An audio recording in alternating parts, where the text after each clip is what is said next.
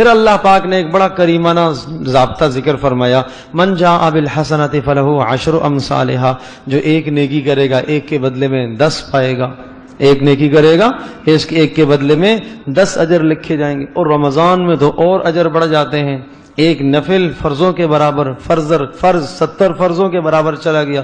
ومن جاء بالسیئۃ، اگر گناہ کیا فلا یجزا الا مثلھا، گناہ کے بدلے میں ایک ہی گناہ لکھا جائے گا۔ وہم لا یظلمون، ان پر ظلم نہیں کیا جائے گا۔ تو میرے عزیز دوستوں اور بزرگوں، اس مبارک مہینے میں نیکیوں کی مقدار بڑھ گئی ہے، بڑھ گئی، مقدار بڑھ گئی، ایک پر 70 مل رہی ہیں۔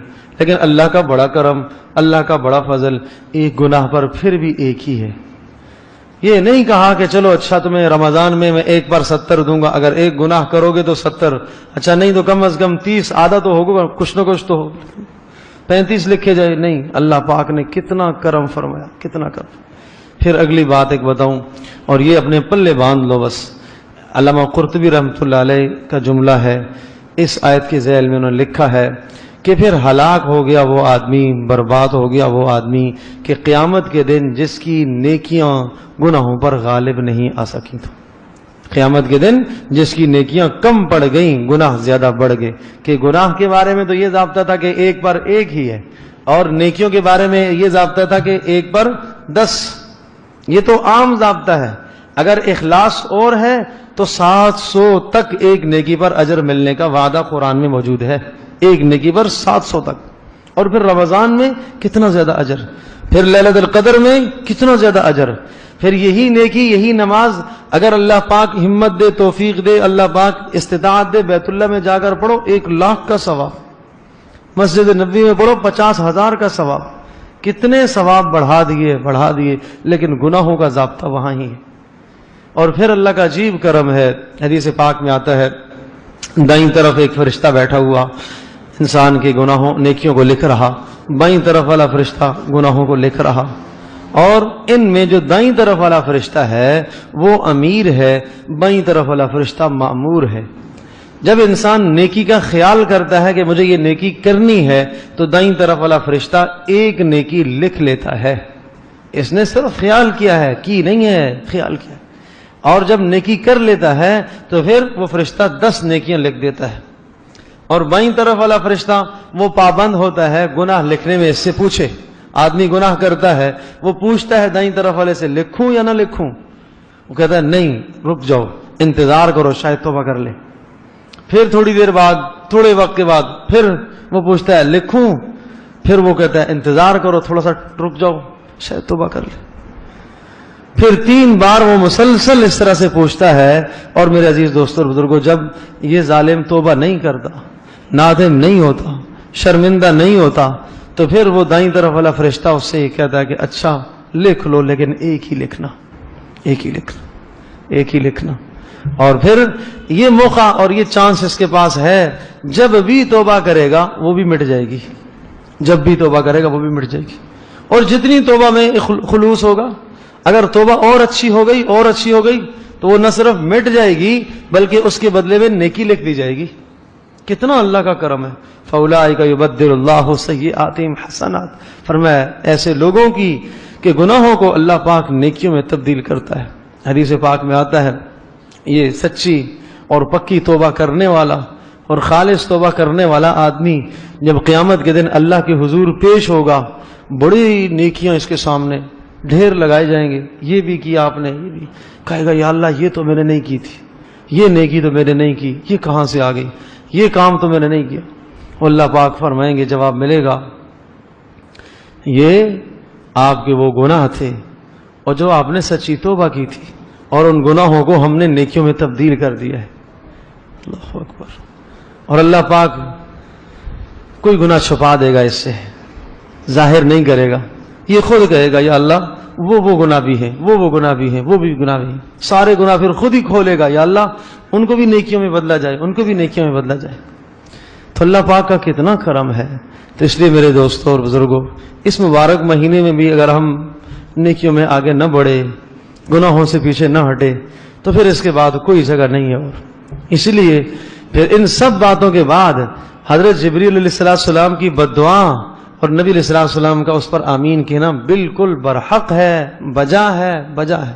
اگر ان سب انعامات کے بعد اگر ہم گناہ کریں اور اللہ کا فوری اور نقد عذاب اتر آئے تو تب بھی عدل اور انصاف ہے، تب بھی ظلم نہیں ہے کہ حضرت جبریل علیہ السلام تشریف لائے اور آپ علیہ السلام نے ممبر پر پیر رکھا، آمین، دوسری سیڑھی پر پیر رکھا، کہا آمین، تیسری پر پیر رکھا، کہا آمین۔ صحابہ پوچھتے اللہ کے رسول یہ کیا آج آپ نے آمین آمین 3 بار کیوں کہا؟ فرمایا پہلی بار اس لیے کہا، حضرت جبریل نے کہا کہ برباد ہو جائے وہ آدمی جو رمضان کو پائے اور گناہ نہ بخشوا سکے، تو میں نے کہا آمین، برباد اسے ہونے دو۔ اللہ کے نبی کتنے رحیم، کتنے مہربان، کتنے کریم، ایک طرف وہ منافقوں کو، ظالموں کو جو آپ علیہ السلام کے ہمیشہ جانی دشمن رہے، اپنا کرتا ان کے لیے پیش فرما رہے ہیں کہ شاید ان کی بخشش ہو جائے، اور اب یہ کہہ رہے ہیں کہ اچھا ہلاک ہو جاؤ، ہونے دو اس کو ہلاک، برباد ہونے دو، کہ اتنا بڑا مہینہ عظمت والا، احترام والا اور اتنا کرم والا مہینہ اللہ نے دیا تھا، پھر بھی یہ نہیں سدھرا، نہیں بخشوایا اس نے، ہلاک ہو جائے۔ اور فرمایا برباد ہو جائے وہ آدمی جس کے سامنے آپ کا نام نامی مبارک آئے اور وہ صلی اللہ علیہ وسلم نہ کہے۔ آپ علیہ السلام نے فرمایا ہلاک ہو جائے، آمین، برباد ہو جائے، کہ جب ایک بار صلی اللہ علیہ وسلم کہتا ہے تو اللہ پاک کی طرف سے 10 رحمتیں اترتی ہیں، 10 رحمتیں اترتی ہیں، فرشتے یہ درود لے کے فوری دوڑتے ہیں، بھاگتے ہیں، آپ علیہ السلام کے روزے پر پہنچتے ہیں کہ اے اللہ کے رسول فلاں فلاں نے آپ کے لیے تحفہ بھیجا ہے درود کا۔ تو اس لیے یہ حق ہے نبی علیہ السلام کا۔ اور پھر کہا کہ برباد ہو جائے وہ شخص، ہلاک ہو جائے وہ شخص کہ جس نے اپنے ماں باپ کو، دونوں کو یا دونوں میں سے کسی ایک کو بڑھاپے میں پایا اور ان کی خدمت کر کے جنت نہ حاصل کر سکا۔ تو حضرت جبریل نے کہا برباد ہو جائے، رسول پاک صلی اللہ علیہ وسلم فرما رہے ہیں آمین آمین۔ تو اس لیے میرا عزیز دوستو، ان دعاؤں کی قبولیت میں کوئی تردد نہیں ہے۔ رسول پاک صلی اللہ علیہ وسلم ممبر پہ تشریف فرما ہے، اور قبولیت کی میں بات عرض کرتا ہوں۔ ایک شخص آئے کہ اللہ کے رسول بارش نہیں ہو رہی ہے، قحط سالی ہو گئی ہے، آپ دعا فرمائیں بارش ہو جائے۔ نبی علیہ السلام نے وہاں ہی ممبر پر بھی ہاتھ بلند فرمائے، اور صحابہ کہتے ہیں ہم مسجد کے اندر ہی تھے، ابھی خطبہ چل رہا تھا کہ چھت سے پانی ٹپکنے لگا، بارش شروع ہو گئی۔ قبولیت کا یہ حال ہے، نبی علیہ السلام کے اٹھے ہوئے ہاتھ۔ اور پھر فرمایا ایک ہفتہ گزر گیا، ہوتے ہوتے ہوتے بارش، ایک ہفتہ گزر گیا۔ اگلے جمعے کو پھر آپ علیہ السلام تشریف فرما تھے ممبر پر، پھر وہ شخص آئے کہ اللہ کے رسول ہلاکت الاموال، مال ہلاک ہو گئے، پانی بھر گیا جگہ جگہ، آپ اللہ پاک سے دعا فرمائیں کہ اللہ پاک بارش روک دے۔ آپ علیہ السلام نے ہاتھ اٹھائے، اللہم حوالینا ولا علینا، اللہم علی الجبال والاکام وبطون الاودیہ، اے اللہ اس بارش کو پہاڑوں پر لے جا، اے اللہ ویرانوں میں لے جا، اے اللہ ٹیلوں پر اس کو لے جا، اے اللہ اب ہماری ضرورت پوری ہو گئی ہے۔ صحابہ کہتے ہیں ہم مسجد سے باہر نکلے، سورج نکلا ہوا تھا۔ تو اس نبی کی دعا کی قبولیت میں کیا تردد ہو سکتا ہے؟ بد دعا کرنے والے سید الملائکہ حضرت جبریل اور آمین کہنے والے سید الانبیاء والمرسلین حضرت محمد صلی اللہ علیہ وسلم، جمعے کا دن، اور حضرت صلی اللہ علیہ وسلم کا ممبر ہے جس کے متعلق آپ نے فرمایا کہ میرے ممبر سے لے کر میرے حجرے تک یہ جنت کے ٹکڑوں میں سے ایک ٹکڑا ہے، وہاں یہ دعائیں ہو رہی ہیں۔ تو اس لیے میرے عزیز دوستوں اور بزرگوں، کہیں ایسا نہ ہو کہ اس رمضان المبارک میں ہم اپنے گناہ نہ بخشوا سکے۔ ہم نے اپنی زندگی اگر نہ بدلی تو ہمارے لیے بربادی ہے۔ بس اپنی زندگی کے بدلنے کا فیصلہ کریں آج۔ جو جہاں جہاں جو گناہ زندگی میں ہیں اللہ جانتا ہے، وہ اور اس کا اللہ جانے۔ سچی توبہ کرو دل میں کہ انشاءاللہ ہم انشاءاللہ رمضان کے بعد ان گناہوں کے قریب نہیں جائیں گے۔ آج سے ہی ہم وہ گناہ چھوڑتے ہیں، سر سے لے کر پاؤں تک اپنی زندگی کا جائزہ لو۔ جو رسول پاک صلی اللہ علیہ وسلم کی سنت کے خلاف ہے، وضاقت، حلیہ، شکل، سب سنت کے مطابق لے کے آؤ اور گناہوں سے توبہ کرو۔